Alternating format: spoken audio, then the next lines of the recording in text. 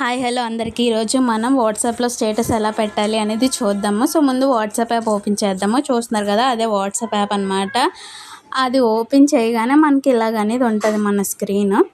So ఆ కిందన చూసారా, కిందన కనపడుతుంది కదా, అదే కిందన రౌండ్గా ఉండి సింబల్, అది స్టేటస్ పెట్టుకోవడానికి అనమాట. అది క్లిక్ చేయగానే మనకు అటు నుంచి వచ్చే స్టేటస్లు, మనం పెట్టేది అన్నీ అందులో ఉంటాయి అన్నమాట.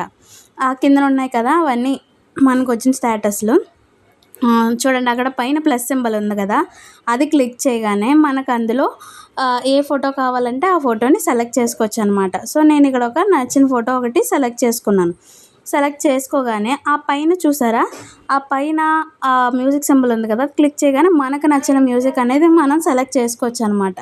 ఆ సెలెక్ట్ చేసుకొని ఒకవేళ మీకు దొరకలేదు అనుకుంటే సెర్చ్ బార్లో సెర్చ్ చేయొచ్చు. ఆ పక్కన చూసారా సింబల్, అది క్లిక్ చేయగానే ఇలాగ వచ్చింది కదా, మనం అడ్జస్ట్ చేసుకోవచ్చు అనమాట ఇమేజ్ని. ఆ కింద చూసారు కదా, దాన్ని ఇమేజ్ రొటేట్ చేసుకోవడానికి అనేది యూస్ చేస్తామన్నమాట. ఆ పక్కన సింబల్ ఏదైతే నేను క్లిక్ చేశానో అవి స్టిక్కర్స్ పెట్టుకోవడానికి పనికి వస్తాయి. ఆ స్టిక్కర్స్ పెట్టేసిన తర్వాత దాని పక్కన ఉన్న సింబల్ ఉంది కదా, అది టెక్స్ట్ చేసుకోవడానికి అనమాట. అంటే మనం మెసేజ్ ఏదైనా అక్కడ పెట్టాలి అనుకుంటే అది అక్కడ పెడతాము. ఆ పక్కన ఎడిట్ సింబల్ ఉంది కదా, అది ఏదన్నా కలర్ కావాలంటే దాన్ని సెలెక్ట్ చేసుకొని దాన్ని బట్టి మనం రౌండ్గానే ఏదన్నా చేసుకోవచ్చు.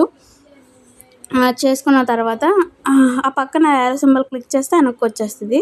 సో ఇప్పుడు మనం ఏదైనా క్యాప్షన్ కావాలంటే అది ఎంటర్ చేసుకోవచ్చు. ఆ @ ఏదైతే కొట్టానో అది క్లిక్ చేయగానే మనం ఎవరో ఒకరిది సెలెక్ట్ చేసుకోవచ్చు అనమాట. అంటే స్టేటస్ వాళ్ళతో లింక్ అయి ఉంటుంది.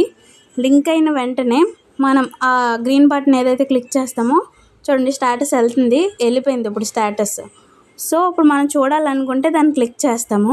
చూడండి, ఆ కిందన ఐ సింబల్ ఉంది కదా, అందులో మన స్టేటస్ ఎంతమంది చూశారు అనేది అక్కడ ఉంటుంది అనమాట.